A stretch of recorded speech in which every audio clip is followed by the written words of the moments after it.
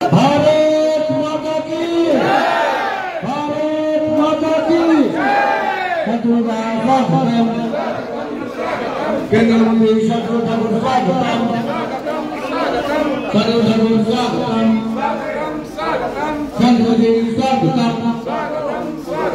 भारत माता की, भारत माता की।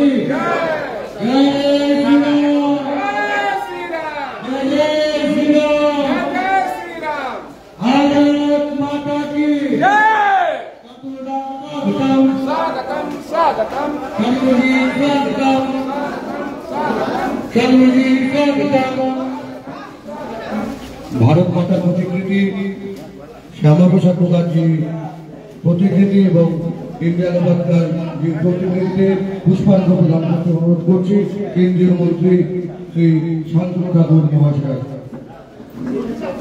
भारत माता की, वंदे मातरम, वंदे मातरम, वंदे मातरम, वंदे मातरम।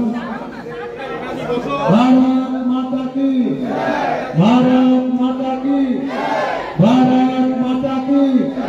जय श्री राम, जय जय श्री राम।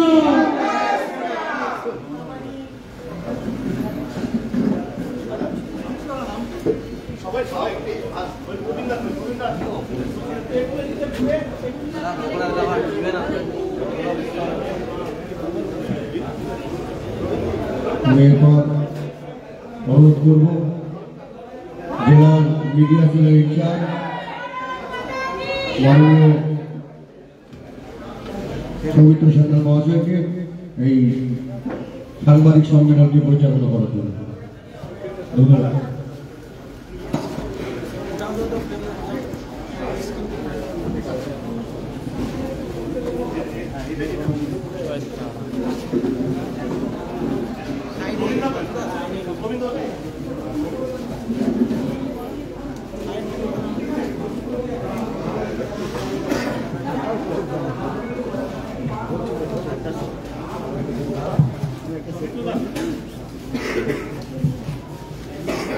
সকলকে নমস্কার। আগত সকল সাংবাদিক বন্ধু, আজ এই দৃষ্টিমুখর দুপুরে আপনারা এসেছেন, স্বাগতম জানাই ভারতীয় জনতা পার্টি শিলিগুড়ি সাংগঠনিক জেলার পক্ষ থেকে। যেমনটা আপনারা অবগত আছেন, আজ বিকশিত ভারতের উপর সাংবাদিক সম্মেলন করবেন। উপস্থিত আছেন গৌরবময় উপস্থিতি মাননীয় শ্রী শান্তনু ঠাকুর মহাশয়, প্রতিমন্ত্রী জাহাজ, বন্দর এবং জলপথ। আমাদের মাঝে উপস্থিত আছেন ভারতীয় জনতা পার্টির শিলিগুড়ি সাংগঠনিক জেলার সম্মানীয় সভাপতি শ্রী অরুণ মণ্ডল মহাশয়। আমাদের মাঝে উপস্থিত আছেন শ্রী রবীন্দ্র বসু মহাশয়, মাননীয় সহসভাপতি ভারতীয় জনতা পার্টি শিলিগুড়ি পশ্চিমবঙ্গ প্রদেশ।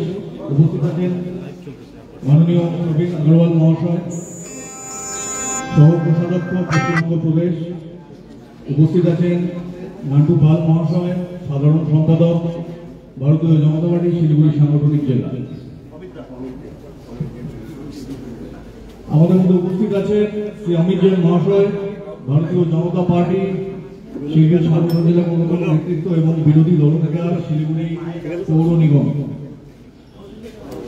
আমাদের এই পরিচিতি পর্ব আমরা শেষ করলাম। আমি এখন আমাদের মাননীয় জেলা সভাপতি শ্রী অরুণ মণ্ডল মহাশয়কে আজকের বিষয়ের সূচনা করার জন্য অনুরোধ করব। মাননীয় অরুণ দাস। সবাইকে নমস্কার।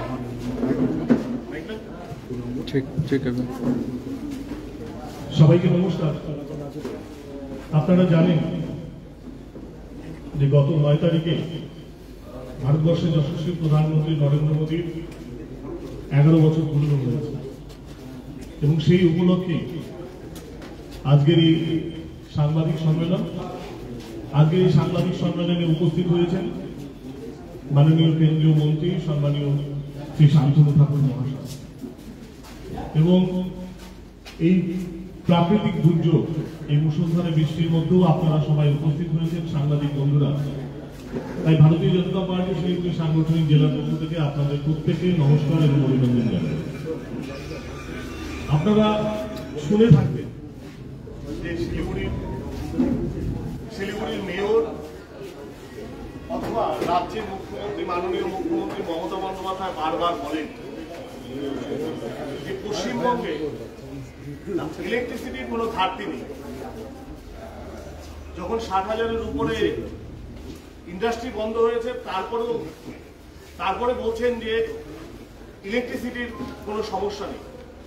কিন্তু গত কয়েকদিন আগেই আপনারা দেখেছেন যে এখানে একটা প্রেস কনফারেন্স করবার জন্য রাজ্যের বিরোধী দলনেতা সম্মানীয় শুভেন্দু অধিকারী এসেছিলেন এবং সেই সাংবাদিক সম্মেলন কভার করার জন্য আপনারাও এসেছিলেন। সেদিনও এই মঞ্চে দাঁড়িয়েই আপনারা দেখেছেন যে সেই দিনও কারেন্ট ছিল।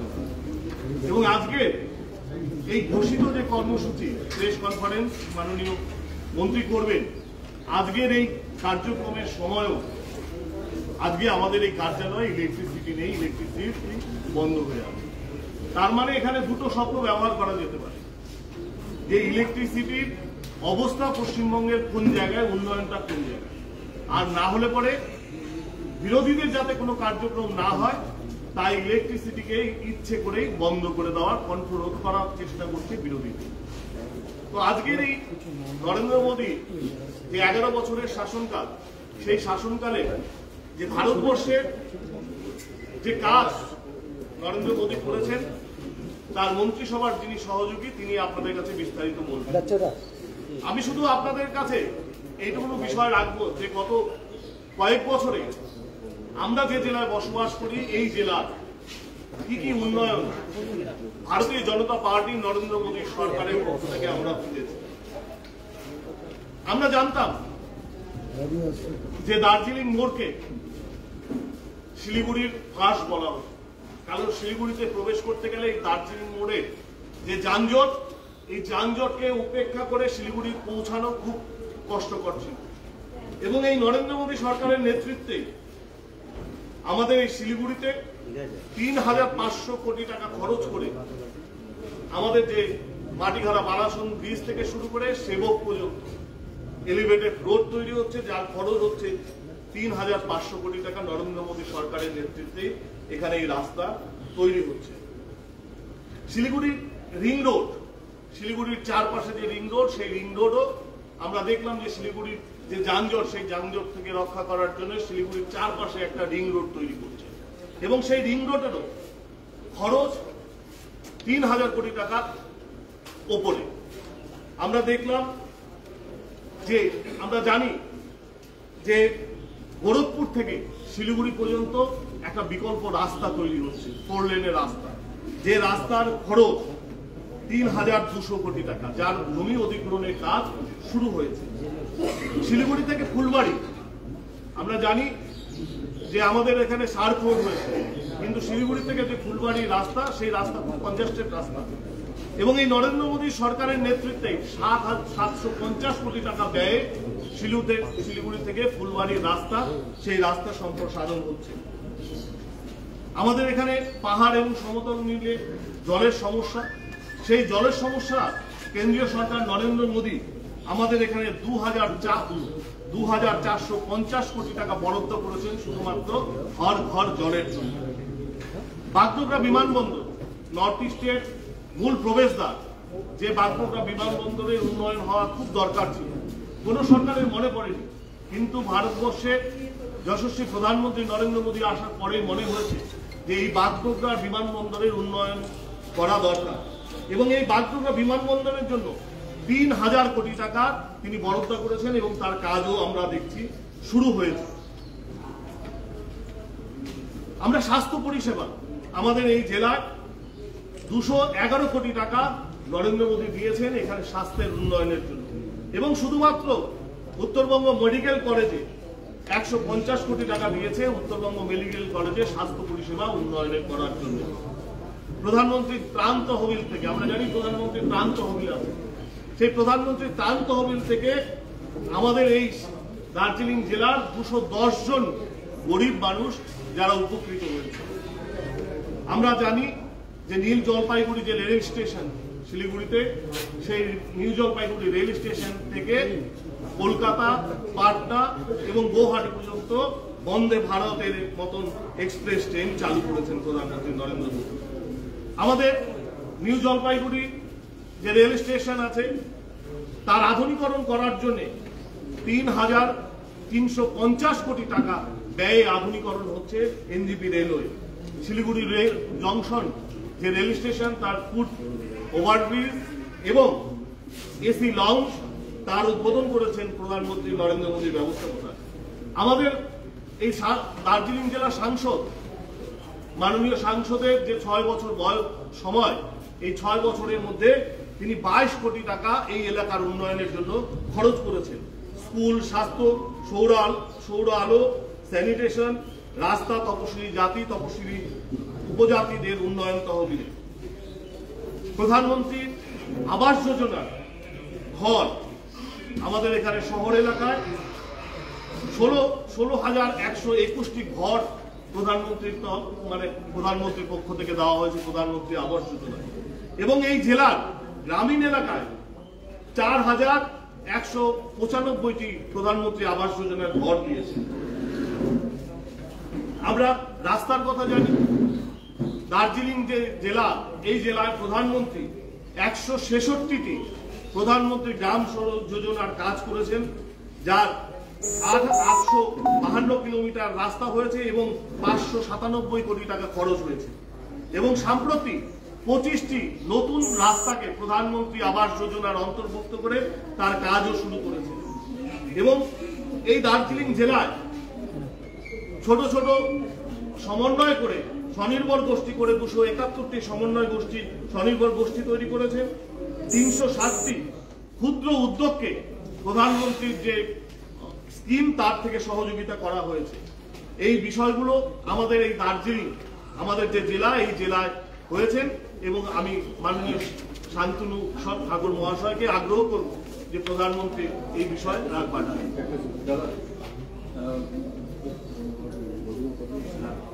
মাননীয় মন্ত্রী মহাশয়কে আমরা শুনবো, তার আগে আমাদের জেলার সভাপতি মাননীয় মহাশয় গ্রহণ করে দেবেন কেন্দ্রীয় প্রতিমন্ত্রী মহাশয়কে উত্তরীয় মাধ্যমে।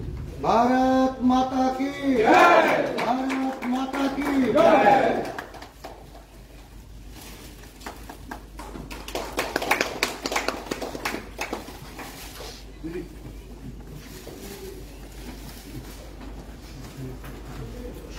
কেন্দ্রীয় প্রতিমন্ত্রী মহাশয়কে ধন্যবাদ জানাই। এবার আমরা মূল কর্মসূচিতে ফিরব। আমরা আমাদের পক্ষ থেকে মাননীয় মন্ত্রী মহাশয়কে বলব আজকের বিষয় আমাদের বন্ধুদের কাছে তুলে ধরা হবে। সকলকে নমস্কার। আমরা আজকে উত্তরবঙ্গে প্রেস কনফারেন্সে বসেছি, তার একটাই কারণ, সেটা হচ্ছে গত 11 বছর ভারতবর্ষের যশস্বী প্রধানমন্ত্রী নরেন্দ্র মোদীজির নেতৃত্বে যে সরকার চলেছে তার যে সফলতা, সেই সফলতাকে কেন্দ্র করে আজকে ভারতবর্ষের যে মান উচ্চতর হয়েছে তারই কিছু বিবরণ আজকে আমরা এখানে দেব আপনাদের সকলের সামনে। মিডিয়া ভাইদেরও ধন্যবাদ জানাবো, আপনারা সকলে উপস্থিত হয়েছে। এবং আমরা দেখেছি যে 2014 সাল যখন ভারতবর্ষে প্রথম 10 বছর ইউপিএ গভর্নমেন্টের পরে যখন আমাদের ভারতীয় জনতা পার্টির সরকার এসেছে, আমরা দেখেছি যে মাননীয় প্রধানমন্ত্রীজি তার সরকারকে বৃদ্ধির জন্য অনেক বড় বড় স্টেপ নিয়েছে। সবার প্রথমে আমরা যে স্টেপটা দেখেছিলাম যে ডিমনিটাইজেশন, টাকার যে পরিবর্তন এবং পরিবর্তনের মাধ্যমে যে ব্ল্যাক মানি, সেই ব্ল্যাক মানিকে রুখে দিতে উনি সফল হয়েছেন। যারা ব্ল্যাক মানি ঘরে খাটের নিচে স্লিংয়ে যারা লুকিয়ে রেখেছিল তাদের সেই মানির আর কোনো কার্যকারী ভূমিকা ছিল না এই ডিমনিটাইজেশন। এরপর পরবর্তীতে যখন 2019 সালে এই সরকার আবার কেন্দ্রে সরকার ফর্ম করে, তখন আমরা দেখেছি একাধিক অ্যামেন্ডমেন্ট নিয়ে এসে পার্লামেন্টে তার সংশোধনী করে তাকে নতুন করে অ্যাক্ট তৈরি করেছে। সবচেয়ে বড় অ্যাক্ট ছিল 370 ধারা এবং তার 35-এ। আমরা জানতাম যে কাশ্মীরের যে পরিস্থিতি, সেই পরিস্থিতিকে যদি সামলাতে হয়, সেখানের উগ্রপন্থী বাদকে যদি আমাদের কাম ডাউন করতে হয়, তাহলে আমাদের 35-এ 370 ধারাকে আমাদের বিলুপ্ত করতে হবে। পরবর্তীতে আমরা দেখলাম 3 তালাক। একটা গণতান্ত্রিক দেশে একটা যে কোনো কমিউনিটি তাদের নিজেদের আইন সেটা সরকারিভাবে লাগু থাকলে গণতান্ত্রিক বা প্রজাতান্ত্রিক ক্ষেত্রে সেটা সবচেয়ে বড় ক্ষতিকারক হয়। বিশেষ করে ওই সম্প্রদায়ের যে মহিলা যারা ছিলেন তাদের সবচেয়ে বেশি সমস্যা হতো। সে কারণে একটা বড় ঐতিহাসিক সিদ্ধান্ত নিয়ে 3 তালাক প্রথাকে বিলুপ্ত। আমরা দেখেছি সিএ এর মতো 70 থেকে 75 বছরের যে ভারতবর্ষের স্বাধীনতার যে সমস্যা, সেই সমস্যার সমাধানও আমাদের সরকার করে আজকে একটা বৃহত্তর অবস্থান সৃষ্টি করেছে। মাননীয় প্রধানমন্ত্রীজি যে লক্ষ্যে পৌঁছেছেন এবং যে উদ্দেশ্যগুলি উনি অবলম্বন করেছেন, সেটা হচ্ছে ভারতকে যদি বিশ্বগুরুর দরবারে এবং তৃতীয় বৃহত্তর অর্থনৈতিক দেশে পরিণত করতে হয়, সবার প্রথমে তার ভেতরে যে ইনফ্রাস্ট্রাকচার ডেভেলপমেন্ট, সেই ডেভেলপমেন্টকে আগে সামনে এনে তার উন্নয়নের ধারাবাহিকতার মধ্যে দিয়ে দেশের ভেতরে পরিবর্তন ঘটানো। যখন দেশের মধ্যে ভেতরে পরিবর্তন ঘটবে, বিশ্ব দরবারে স্বাভাবিকভাবেই জেনারেশন বাই জেনারেশন আস্তে আস্তে ভারতবর্ষের উন্নতি হতে থাকবে। আমাদের যে দ্বিতীয় বৃহত্তর অর্থনীতি শক্তিতে যাওয়ার ইচ্ছে আমাদের সরকারের 2047-এ, সেটাকে সার্থবাহিত করতে গেলে, সার্থক রূপ দিতে গেলে মাননীয় প্রধানমন্ত্রীজি যে পদক্ষেপগুলো নিয়েছেন সেটা অতি কার্যকর একটা ভূমিকা পালন করেছেন গত 11 বছরে।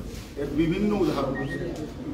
আপনারা যদি দেখেন, রোড ট্রান্সপোর্টেশন 1.5 লাখ কিলোমিটারেরও বেশি রাস্তা তৈরি হয়েছে গত 11 বছর। আজকে পশ্চিমবঙ্গের বুকে 4 থেকে 5টা জাতীয় সড়ককে আমাদের কেন্দ্রীয় সরকারের মাননীয় গডকরিজির নেতৃত্বে আজকে এখানে এটা হয়েছে। আমরা আরো অনেক রোডকে করতে চাই, কিন্তু সেখানে অনেক রকম সমস্যা সরকার, এই রাজ্যের সরকার সেটা অধিগ্রহণ করে দিতে পারছে না, বিধায় আমরা বিভিন্ন সমস্যার সম্মুখীন হচ্ছি, বিশেষ করে পশ্চিমবাংলায়। আপনারা যদি দেখেন যে বিমান অর্থাৎ এয়ারওয়ে, সেখানে 40টার উপরে নতুন ভারতবর্ষে এয়ারপোর্ট তৈরি করা হয়েছে। 70টার উপরে এয়ারপোর্টকে রিনিউফিকেশন করা হয়েছে। এইভাবে যে কমিউনিকেশন এবং যে ট্রানজাকশন, একটা জায়গা থেকে আর একটা জায়গায় যে কমিউনিকেশনের যে ধারা, সেই ধারাকে উন্নয়ন করতে গেলে এই যে 4-5টা গতি আছে, 4-5টা যে ওয়ে আছে, সেই 4-5টা ওয়েকে উন্নত থেকে উন্নততর করতে হবে। রেল, আপনারা দেখেছেন অমৃত ভারত প্রকল্পের নেতৃত্বে সারা ভারতবর্ষে প্রায় 1.5 থেকে 2,000 স্টেশনকে অমৃত ভারত প্রকল্পে নিয়ে এসে সেটাকে ডেভেলপমেন্ট করা হচ্ছে। আমাদের পশ্চিমবঙ্গেও প্রায় 70টার উপরে বোধহয় স্টেশন আমাদের অমৃত ভারত প্রকল্পে হচ্ছে। আমি আমার নিজের পোর্ট শিপিং ওয়াটারওয়েজের কথা বলি। আজকে প্রত্যেকটা পোর্টকে infrastructural development, port led industrialisation, dedicated freight corridor port পর্যন্ত পৌঁছে দেওয়া। ডেডিকেটেড ফ্রেট করিডোর মানে হচ্ছে মালবাহী ট্রেন, মালবাহী জাহাজ, মালবাহী যে ট্রেন আছে এবং প্যাসেঞ্জার ট্রেন আছে সেটাকে আলাদা করে, ঠিক আছে, পোর্ট পর্যন্ত মালবাহী জাহাজ পৌঁছে দেওয়া, মালবাহী ট্রেন পৌঁছে দেওয়া, এবং সেখান থেকে আমরা এক্সপোর্টের যে ধারা, সেই ধারাকে আমরা অব্যাহত রাখতে পারি এবং কম সময়ে টার্ন অ্যারাউন্ড টাইম যেটা আছে সেটাকে আমরা ঘটিয়ে আমরা আরো বেশি ত্বরান্বিত করতে পারি আমাদের আগামী দিনের যে ট্রেড আছে সেটাকে। কারণ আপনারা ভালো করে জানেন যে ভারতবর্ষের অর্থনীতি এবং বাণিজ্যের 70% বিজনেস আমাদের পোর্টের মাধ্যমে। তাই পোর্টকে যত বেশি মডার্নাইজ করা যাবে, পোর্টকে যত বেশি সংশোধন করে পোর্টের এস্টাবলিশমেন্ট করা যাবে, তত বেশি অর্থনৈতিক দিক থেকে ভারত মজবুত হবে। যে কারণে আন্দামানের গ্যালাথিয়াবে সেখানে ট্রান্সশিপমেন্ট পোর্ট তৈরি হচ্ছে ৭৬,০০০ কোটি টাকা খরচা করে মাননীয় প্রধানমন্ত্রীজির নেতৃত্বে। বাদাবান পোর্ট, বম্বে বাদাবান পোর্ট তৈরি হচ্ছে, ট্রান্সশিপমেন্ট পোর্ট, সেটা ৭২,০০০ কোটি টাকা খরচা করে হচ্ছে। এই যে বৃহত্তর একটা কার্যক্রম, আমি মনে করি তৃতীয় বৃহত্তর অর্থনীতি যে পৌঁছানোর ইচ্ছা, সেটা যদি করতে হয় সবার প্রথমে আমাদের এক্সপোর্টকে বাড়াতে হবে। মাননীয় প্রধানমন্ত্রীজি বলেছেন যে সর্বপ্রথম ভারত তার ইন্ডিজিনাস প্রোডাক্টকে হাইলাইট করুক বিশ্ব দরবারে, এবং সেটা যেন খুব পরিমাণে তার চাহিদা বিশ্ব মার্কেটে হয় এবং আমরা সেগুলো যাতে এক্সপোর্ট করতে পারি। এই প্রচেষ্টা কার্যকরী করার জন্য ইন্ডিজিনাস প্রোডাক্টকে খুব বেশি গুরুত্ব দেওয়া হয়েছে। আপনারা ভালো করে জানেন যে মাখানা বলে একটা প্রোডাক্ট আমরা ওই যে লোটাসের বীজ থেকে আমরা তৈরি করে সেটা আজকে বিশ্ব দরবারে ব্যাপক পরিমাণে তার চাহিদা, সেটাকে রীতিমতো এক্সপোর্ট করছে ভারত। তো এরকম প্রত্যেকটা অঞ্চলে, প্রত্যেকটা জেলাতে কোনো না কোনো তার ব্যক্তিত্ব প্রধান একটা প্রোডাক্ট আছে যেটা কিনা হাইলাইট হতে পারছে না। আমরা যদি সেগুলোকে হাইলাইট করে এক্সপোর্ট করতে পারি এবং সেটা দ্রুত থেকে দ্রুততর প্রক্রিয়াতে যদি এক্সপোর্ট করতে পারি, তাহলে ভারতের অর্থনীতি অবশ্যই আজকে সেই গতিতে ছুটবে। কিন্তু আমরা দেখতে পাচ্ছি পশ্চিমবঙ্গের গভর্নমেন্ট একের পর একটা সমস্যা তৈরি করে, একটা পলিটিক্যাল রিজন তৈরি করে আজকে তারা সেন্ট্রাল গভর্নমেন্টকে হেল্প করছে না। পশ্চিমবঙ্গ হচ্ছে নর্থ ইস্টের একটা গেটওয়ে বলতে পারেন। সেখানে পশ্চিমবঙ্গের উন্নয়ন যদি না হয় তাহলে নর্থ ইস্টের ডেভেলপমেন্ট বন্ধ হয়ে থাকে। এতদিন যাবৎ যারা সরকার চালিয়েছেন তারা এই ধারাকে বজায় রেখেছে যাতে নর্থ ইস্ট ডেভেলপমেন্ট না হয়, তার জন্য পশ্চিমবঙ্গেরও ডেভেলপমেন্ট করেনি। আজকে আমাদের জেলা সভাপতি এখানে অনেক বিস্তারিত বিষয় নিয়ে বলেছে যে এখানের ট্রান্সপোর্টেশনের জন্য রোডকে ব্যাপকভাবে তার ইনফ্রাস্ট্রাকচার ডেভেলপমেন্ট হচ্ছে, এটা দরকার আছে। আপনারা জানেন ডিফেন্সের ক্ষেত্রে সবচাইতে বেশি গুরুত্ব দেওয়া হয়েছে চিকেন নেক করিডোরকে, যেখানে কেন্দ্রীয় সরকার ড্রোন এবং অত্যাধুনিক আর্টিলারির সেটআপমেন্টের মাধ্যমে আজকে এই জায়গাকে সুরক্ষা করেছে। কারণ আমরা জানি যে বহু দেশের টার্গেট যে এই জায়গাটাকে ব্লক করে দেওয়া, তাই অত্যাধুনিক পদ্ধতির মাধ্যমে আজকে ভারতের ডিফেন্স এই সমস্যার সমাধানের জন্য তৎপর এবং তারা আগামীতে এই জায়গাকে আরো বেশি ইনফ্রাস্ট্রাকচারাল ডেভেলপমেন্ট করবে, যাতে উইদিন সেকেন্ডের মধ্যে, উইদিন মিনিটের মধ্যে এখানে সমস্ত সুযোগ এবং ব্যবস্থাগুলো আনা যায়। কিছুদিন আগে আপনারা দেখেছেন অপারেশন সিন্দুর, মাননীয় প্রধানমন্ত্রীজির একটি ঐতিহাসিক পদক্ষেপ বলে আমি মনে করি। কারণ কোন সভ্য দেশে, একটা গণতান্ত্রিক প্রগতিশীল দেশে যার অর্থনীতি বিশ্বের চতুর্থ বৃহত্তর অর্থনীতিতে পৌঁছেছে, সেই দেশটার উপরে হঠাৎ করে উগ্রপন্থীবাদের হামলা, ২৬ জন তাতে ভারতীয় আজকে নাগরিক তাতে মারা গেছে। আমি মনে করি তার এগেন্স্টে মাননীয় প্রধানমন্ত্রী যে স্টেপ নিয়েছেন এটা বিশ্বসেরা একটা পদক্ষেপ এবং পৃথিবীর তাবর দেশগুলো আজকে এর সুনাম করছে, মাননীয় প্রধানমন্ত্রীজির স্টেপকে আজকে স্যালুট করছে। কারণ এই স্টেপ, এই পদক্ষেপে না নিলে আজকে শত্রু পাকিস্তান তারা আগামী দিনে আরো বেশি উদ্ধত হবে এবং তাদের কর্মপ্রণালী আমরা তখন গিয়ে আমাদের অনেক ভুগতে হবে। যে কারণে আমি পদক্ষেপকে সাধুবাদ জানাই। এবং আপনারা দেখেছেন আমাদের পাশাপাশি এয়ারফোর্স, নেভি, মিলিটারি, প্যাডিস্ট্রিয়ান মিলিটারি, তারা যেভাবে আজকে মানে একের পর এক যারা প্রতিরোধ করেছে সুদর্শন চক্র দিয়ে, আমাদের বিভিন্ন মিসাইলগুলো দিয়ে, তো আমি মনে করি যে ভারতের ডিফেন্স সেক্টর অনেক বেশি আগে থেকে উন্নত হয়েছে এবং সেটা গর্ব করার বিষয় বলে আমি মনে করি। আমি যাব মাননীয় প্রধানমন্ত্রীজির যোজনাগুলোতে। কতগুলো প্রকল্প মাননীয় প্রধানমন্ত্রীজি গত 11 বছরে করেছে, সেগুলো আমি বললে রাত কাবার হয়ে যাবে। 270টার উপরে যোজনা আছে, প্রকল্প আছে, যেটা গত 11 বছরে বেরিয়েছে। তার মধ্যে মুখ্য যেগুলো আছে সেগুলো নিয়ে ছোট বর্ণনা আমি দেব। দেখুন, সবার প্রথমে মাননীয় প্রধানমন্ত্রীজির চিন্তা ছিল গরিব কল্যাণ যোজনা। গরিব কল্যাণ যোজনার মধ্যে আবাস যোজনা, এই আবাস যোজনায় কমপক্ষে 2 থেকে 2.5 কোটি মানুষ আজকে উপকৃত হয়েছে। আজকে সারা ভারতবর্ষে গরিবী যে সীমারেখা ছিল, সেই সীমারেখা 25 কোটি মানুষ আজকে গরিবী সীমারেখা থেকে উপরে উঠেছে। এই মানুষগুলো যখন গরিব সীমা থেকে উপরে উঠেছে, তখনই ভারতবর্ষের অর্থনীতির বৃদ্ধির একটা সম্ভাবনা তৈরি হয়েছে। তা না হলে 4th নাম্বার অফ ইকোনমিতে ভারত আসতে পারতো না, তার যদি গরিবী না ঘাটতো, গরিবী যদি না কমতো।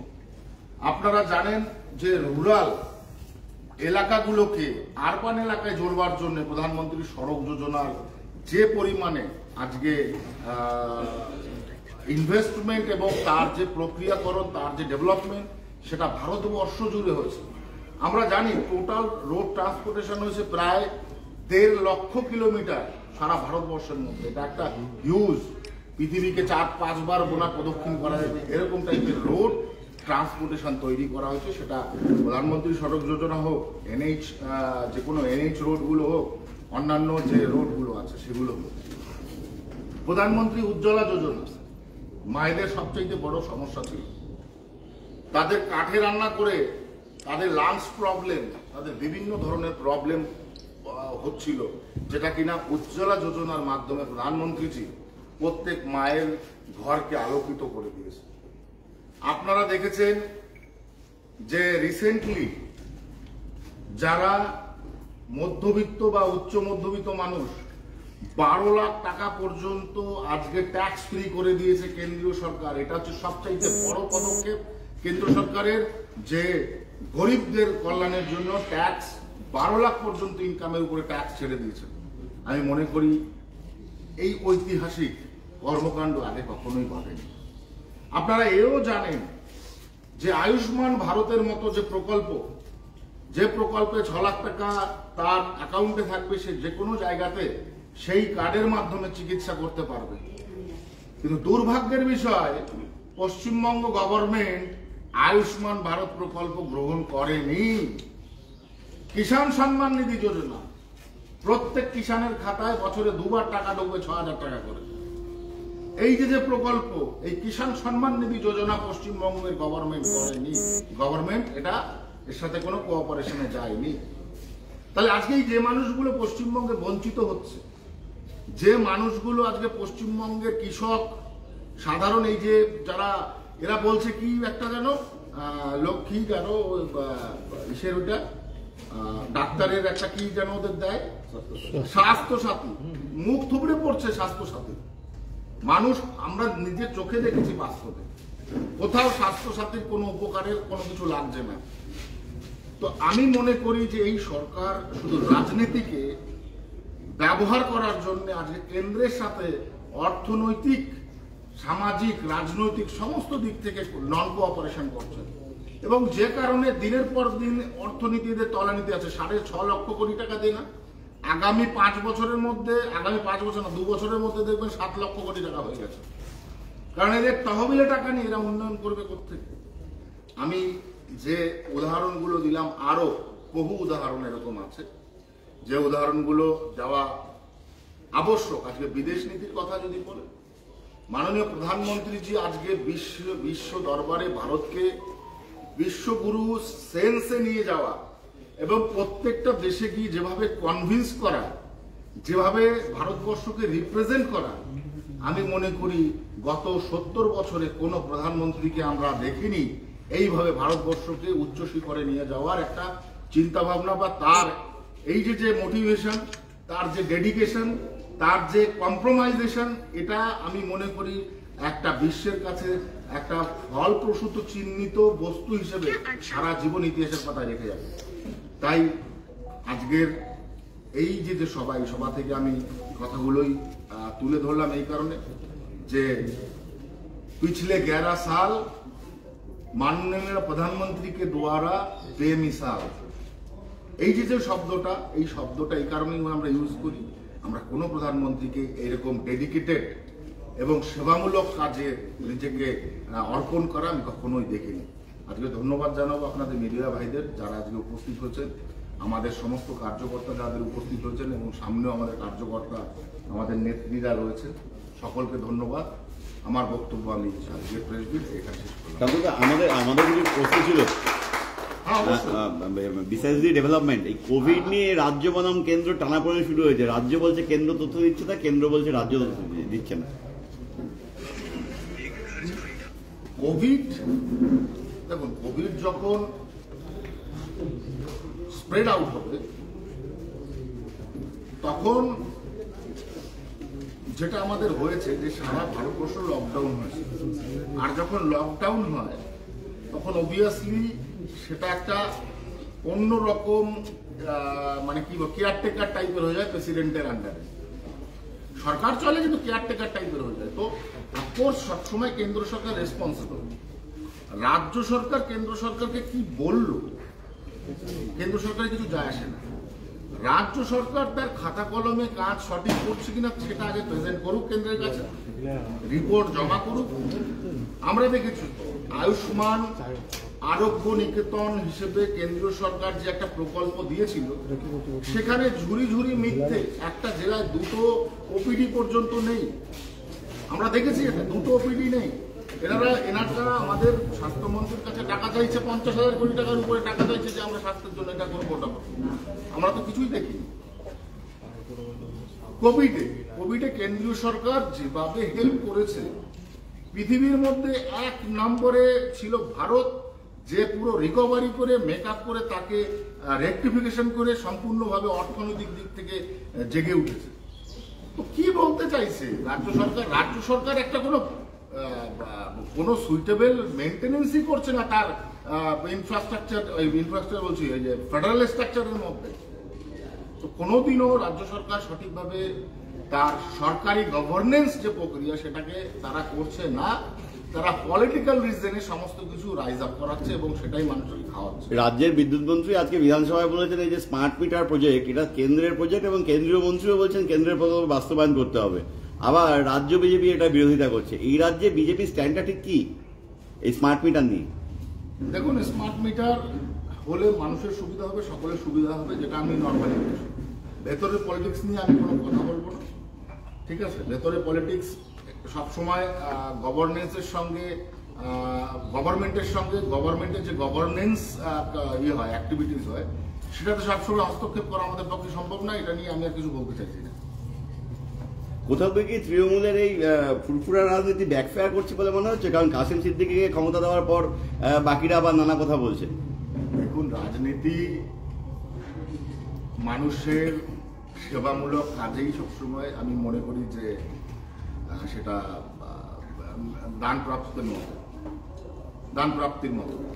তো সেখানে কোনো সরকার একটা কমিউনিটিকে মানে দিনের পর দিন ঢপে চপ খাওয়াচ্ছে, তো সে তো তারা তো বুঝবেই একটা না একটা দিন, তো তার একটা নেগেটিভ প্রতিফলনও হবে। আর সেই প্রতিফলনটাই আজকে ওরা ভুগবে এবং আগামী 26-এ সেটা টের পাবে। আচ্ছা, আর কারো কোশ্চেন আছে? হিন্দিতে কথা বলছি। হ্যাঁ হ্যাঁ,